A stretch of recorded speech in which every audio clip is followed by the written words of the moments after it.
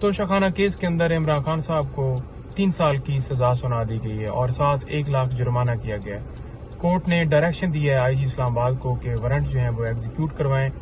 اور آپ دیکھ لیں کہ ہم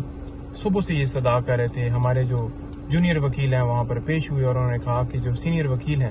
وہ دوسری کورٹس میں مصروف ہیں، تو جب تک آتے ہیں آپ مہربانی کر کے اس میں انتظار کریں، آرگومنٹس وہ آج ہی کریں گے۔ لیکن 12:30 بجے فیصلہ سنا دیا گیا، حالانکہ جو کورٹ ٹائمنگ ہے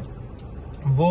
4 بجے تک ہوتی ہے روٹین کے مطابق، جس وقت کورٹ ٹائم ختم ہوتا ہے، لیکن 12:30 بجے ہمیں سنے بغیر، حالانکہ ہائی کورٹ کی طرف سے کوئی ایسی ڈائریکشن نہیں تھی کہ آپ نے